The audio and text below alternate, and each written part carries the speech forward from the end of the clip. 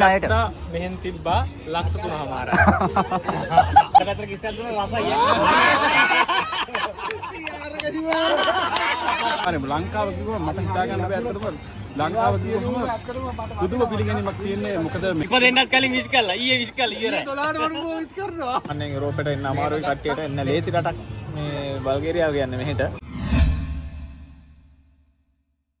Hi කොහමද කට්ටිය හැමෝම හොඳින් ඇති කියලා හිතෙනවා ඔයාලා මගේ YouTube channel එකේ අද වෙනකම් මෙච්චර දවසක් ඔයාලා මාව විතරයි දැක්කේ බල්ගේරියාව වැඩ කරනවා බල්ගේරියාව විස්තර කිව්වට ඔයාලා මාව විතරයි දැක්කේ අද ඉන්නවා අපේ ලංකාවේ වර්ණවල වැඩ කරන සෙට් එක අපි කට්ටියත් එක්ක පොඩක් එළියට යනවා මොකද යාළුවෙක්ගේ බර්ත්ඩේ පාටි එකක් තියෙනවා අපි යාළුවෝ ටිකත් එක්කත් කතා කරමු අපි යමු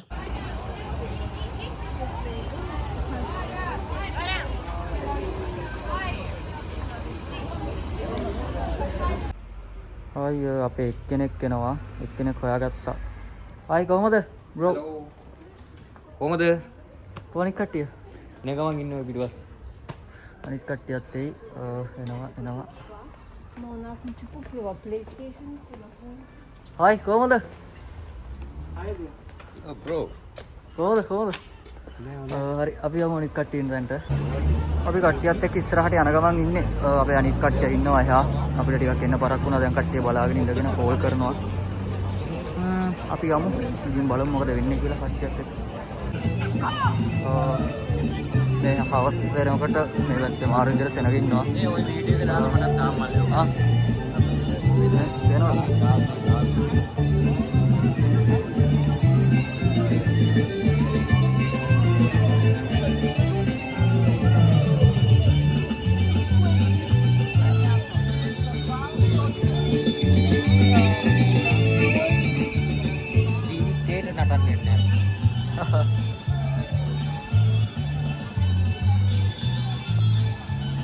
අපේ අනිත් සෙට් එක ඉන්නවා කට්ටිය.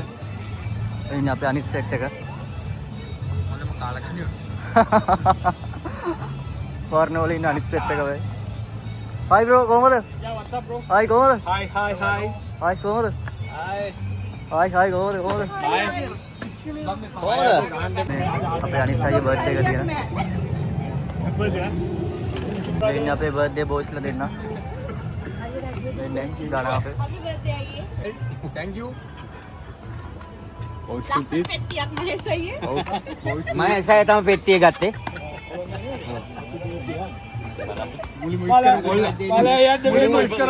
ඉපදෙන්නත් කලින් විශ් කළා ඊයේ විශ් කළා ඊයේ 12ට වරුම විශ් කරනවා Happy birthday dear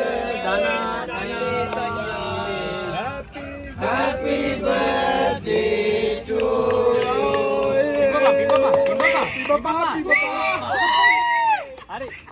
කියලා දැන් පාටි එක කේක් එක කපන්න කලින් සමරලා පොඩ්ඩක් ට්‍රැක් එක මාරු වෙලා තියෙන්නේ. අර පත්තරේ කවුද අන්නේ වගේ කිස් එකක් දුන්නේ නැද්ද කිස් එකක් දීපා ඔව් හැබැයි අර පැත්තට කිසියක් දුන්න රසයි.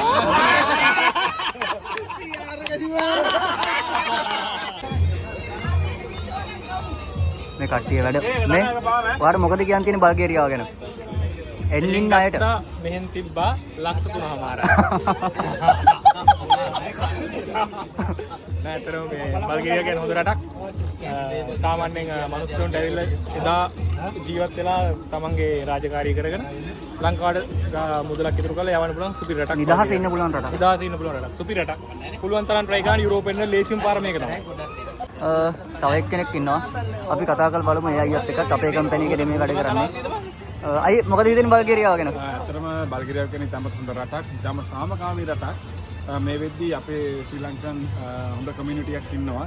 ඒ වගේම බල්ගේරියාවක් විදිහට ගත්තොත් ඉතාම සාමකාමී රටක්. මේ ඉන්න රටේ මිනිස්සු ඉතාම හොඳයි. ඒ වගේම සාමකාමී රටක්. ලංකාවේ මිනිස්සුන්ට හරි ආදරේ නේද? ලංකාව මිනිස්සුන්ට අනිවාර්යයෙන්ම ලංකාව කිව්වම මට හිතා ගන්න බැහැ අතරම ලංකාව කිව්වම පුදුම පිළිගැනීමක් තියෙන්නේ මොකද මේ අපි හිතාගෙන ආවේ මෙහෙ මිනිස්සු ලංකාව දන්නේ නැති වෙයි කියලා. නමුත් I am from ශ්‍රී ලංකා කියපු ගමන් මිනිස්සු ඇවිල්ලා මාර විදිහට අපි ඇප්‍රීසියේට් කරනවා. ඉතින් ඉතාමත් සතුටුයි මට මේ රටට පැමිණෙන්න. මේ වෙද්දී රුමේනියාවටත් වඩා පහසුවෙන් එමේ හැකියාවක් තියෙනවා කියලා මම හිතනවා බල්ගේරියාවට.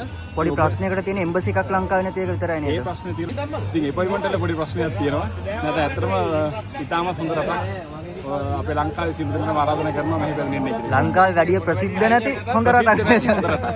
සංගීත රටක්. ජය වේවා. ජය වේවා. කොහොම තමයි කට්ටිය පාටි එක සමරන්නේ. මේ පේනවනේ මේ රටේ කට්ටිය.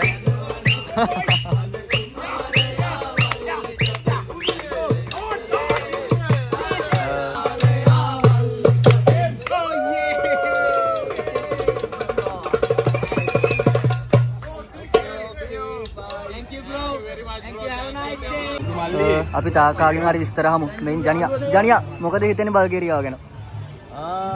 බල්ගේරියාව ඇත්තටම හොඳයි. හොඳ රටක්. සාමාන්‍යයෙන් යුරෝපෙට එන්න අමාරුයි කට්ටියට එන්න ලේසි රටක් මේ බල්ගේරියාව කියන්නේ මෙහෙට.